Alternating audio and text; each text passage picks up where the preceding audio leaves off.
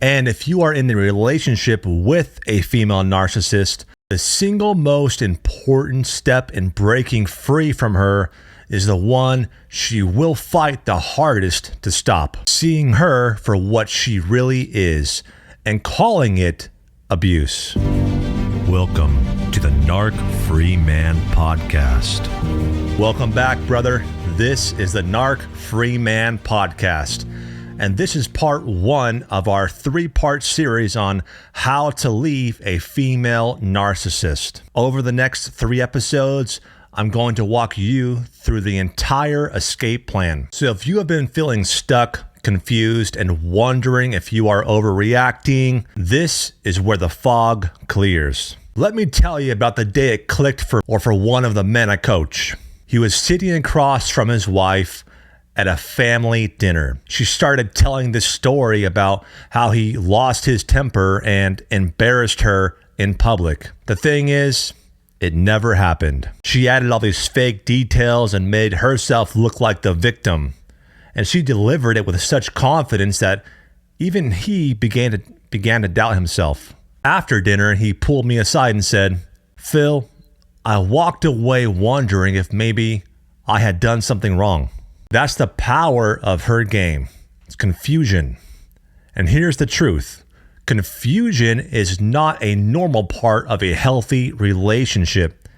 It's a tactic of narcissistic abuse. If you keep telling yourself it's just relationship drama, you will stay stuck. The moment you call it abuse, you start to get free. So naming what's happening to you does 2 critical things. First thing is it clears the fog. You stop the endless mental loop of, oh, maybe it's just me. The second thing is it gives you your power back. Abusers hate labels because labels expose them. Right now, you might be seeing things like, she just gets moody sometimes, or she had a rough childhood, or she only says those things when she's stressed. No, brother. If it's consistent, targeted, and designed to make you smaller over time, it's abuse. Look, you cannot fight an enemy you refuse to name. And trust me, she's counting on you never naming her. The moment you start thinking the word abuse, she will feel it. And here's what she'll do. She'll laugh it away, joke it away. Oh, I'm so abusive, right? Or flip it on you. Like, you are the narcissist here. Or guilt trip you. After everything I've done for you, or love bomb you, she'll suddenly become sweet and nice to you again. Why? Because naming it threatens her control. If you see her clearly, you can leave. Brother, if you are wondering why she's suddenly being so nice, it's probably because she feels you slipping away. So here's the first thing you should do. Learn the patterns. Study the tactics, the gaslighting, silent treatments, love bombing, triangulation, and of course the smear campaigns. The next thing I'll do is write it down. And date, time, what happened, how you felt, because clarity kills your confusion. The next thing is to say it to yourself. This is abuse. She is abusive. The repetition rewires your brain. The next thing you'll do is tell one safe person. Speak it out loud to someone you trust. It makes it real. The next thing you'll do is keep it to yourself around her. Now, this is for your clarity, not her. Don't give her any ammo. Just go gray rock on her. Be emotionless, straight to the point. You get it. And this is not about convincing her you are right. It's about convincing yourself you are not crazy. Hey, brother, real quick. If this episode's hitting home, don't just listen and scroll.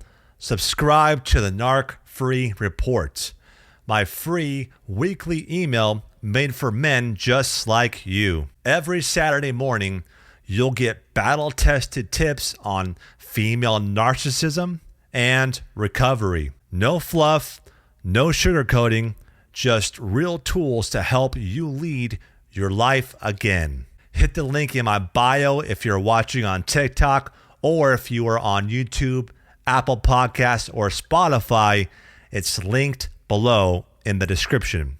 Now back to the show. Make sure you avoid these mistakes like minimizing, telling yourself, oh, it's not that bad, or waiting for validation. Like, look, you don't need a crowd to believe you here. She's a narc. Or thinking it only counts if it's physical. Guys, emotional abuse can be just as damaging.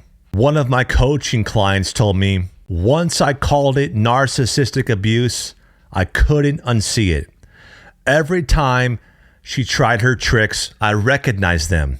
I stopped apologizing for things I didn't do. I started planning my exit.